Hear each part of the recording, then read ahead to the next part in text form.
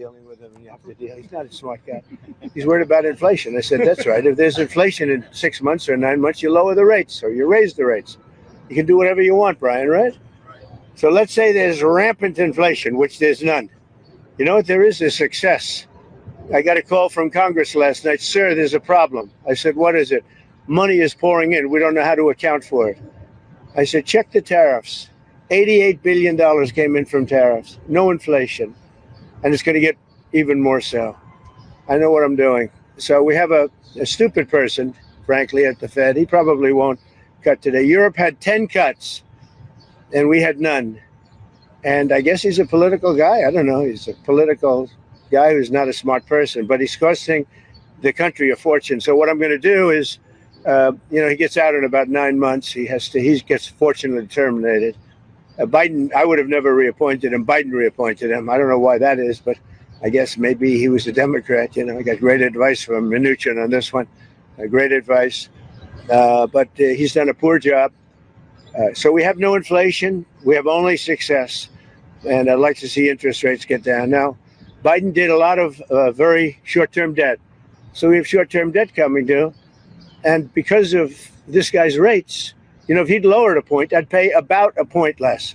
Then if he'd lowered 2 points, I'd pay about 2 points less. And that's for 10 years, 12 years, 15 years, 5 years. It's hundreds of billions. It's even trillions of dollars that we're going to lose because of this too late. I call him Too Late Powell because he's always too late. I mean, if you look at him, every time I did this, I was right 100%. He was wrong. Maybe I should go to the Fed. Am I allowed to appoint myself, Doug? I don't know. Am I allowed to appoint myself at the Fed? I do a much better job than these people. So anyway, we should be 2 points lower. It'd be nice to be 2.5 points lower. We'd be saving $800 billion, $700 billion. That's a lot of money. Right? Think of it for nothing, for absolutely nothing. We'd save $800 billion. We have, I think we're 38th now in interest, and we should be number one. We should be the lowest. But, and by the way, if he's worried about inflation, that's okay. I understand that. I don't think there's going to be any. So far, there hasn't. I mean, we have almost no inflation. We've done a great job. When I came in, we had a lot of inflation. We went through 4 years of the highest inflation in the history of our country with Sleepy Joe Biden. And Sleepy Joe. And he didn't know what the hell he was doing. And so we had the highest inflation we've ever had in the history of our country. And then it came down because when I got elected, it started dropping because people understood that I knew what I was doing. But now we have a man that just refuses to lower the Fed rate, just refuses to do it. And he's not a smart person. I don't even think he's that political. I think he hates me, but that's okay. He should. He should. I call him every name in the book, trying to get him to do something. I've been nice to him. I do it always. I don't know how to sell.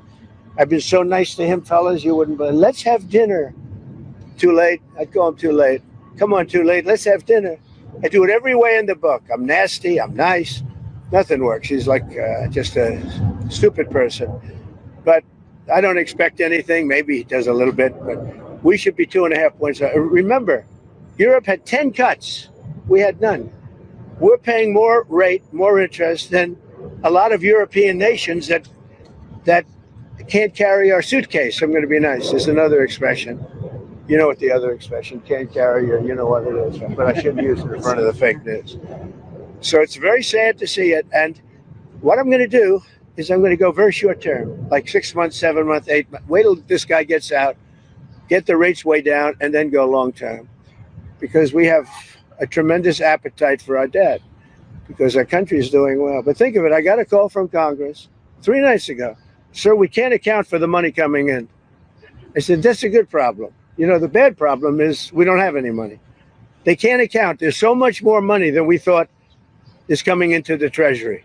We don't know where it's coming from, sir. I said, check out the tariffs. He calls back about a day later.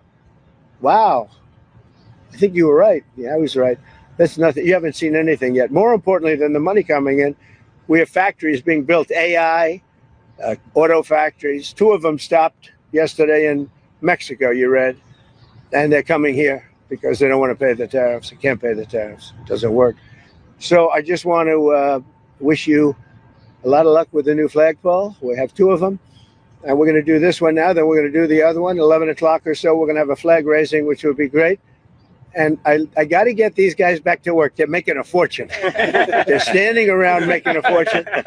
But remember this, somewhere in this group is somebody that is going to captivate some movie producer. Not Harvey Weinstein, but somebody else. Harvey's seen a better day. So it won't be Harvey, but it'll be somebody. And it'll say, that guy is perfect for a movie. And you're going to become a star, and your friends are going to call you, and you won't even return their phone call anymore. You know, because you say, "What do you do for a living?" I put up flagpoles. I'm not even going to talk to you. I'm a big movie star. So somewhere you have that. Anyway, let's have a good. They call it a lifting.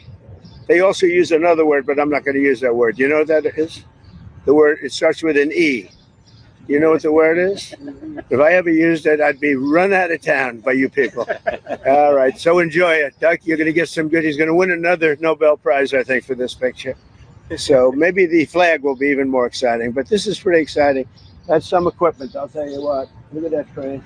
That's some beautiful equipment. It's there's nothing like America. Have a good time, everybody. Have you been answered questions about whether you are moving closer, or you believe the U.S. is moving closer to striking Iranian nuclear facilities? Where's your mindset on that? I can't say that, right?